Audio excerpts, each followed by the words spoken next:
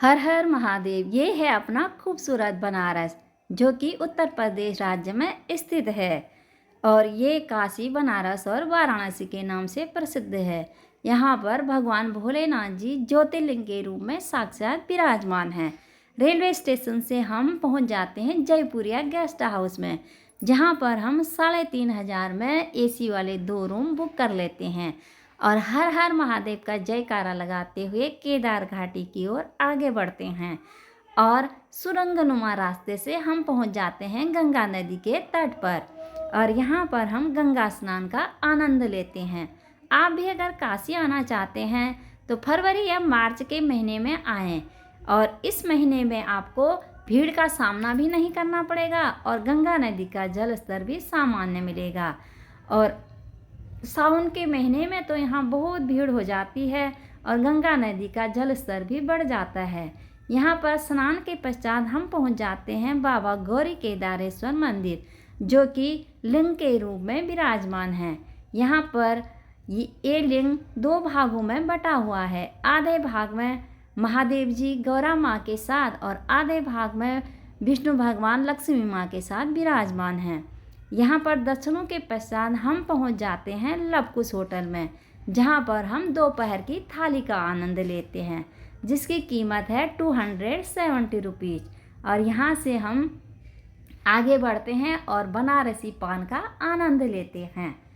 और बनारसी का पान का आनंद लेने के पश्चात हम वापस अपने रूम में पहुँच जाते हैं और थोड़ी देर रूम में आराम करने के पश्चात शाम को हम पहुंच जाते हैं दशाश्वमेध घाट पर। और दशाश्वमेध घाट से हम बोट राइडिंग के लिए आगे बढ़ते हैं। और यहाँ पर बोट राइडिंग के 2 तरीके हैं। चाहो तो आप शेयरिंग वाला बोट ले लो और चाहो तो आप पर्सनल बोट बुक कर लो।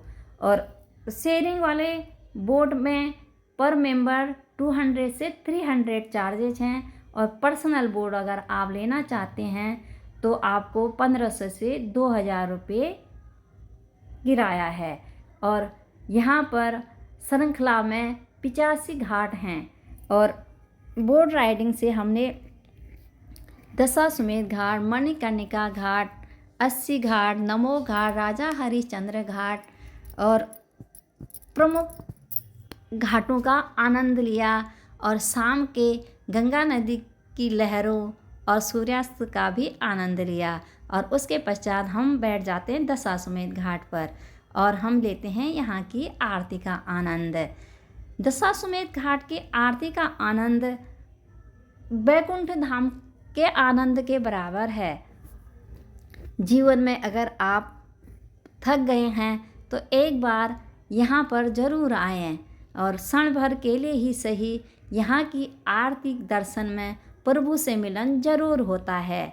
और यहाँ की दिव्य आरती के दर्शनों के पश्चात हम यहाँ से आगे बढ़ते हैं और पहुँच जाते हैं विश्व भर में प्रसिद्ध काशी के बाज़ार में।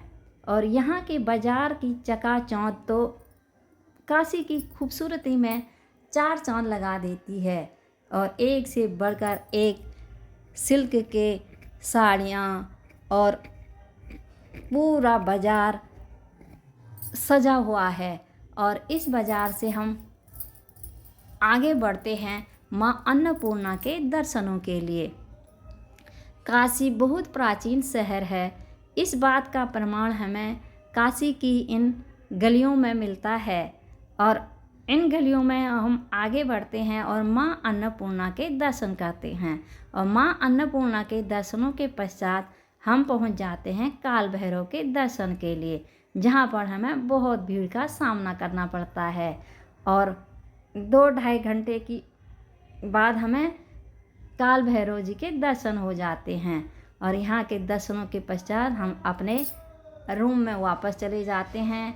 और सुबह हम जग के 3:30 बजे विश्वनाथ जी के दर्शनों के लिए आ जाते हैं, जहाँ पर हमें 1 किलोमीटर लंबी लाइन मिलती है। और हम भी यहाँ पर भोलेनाथ जी के दर्शनों के लिए लाइन में खड़े हो जाते हैं।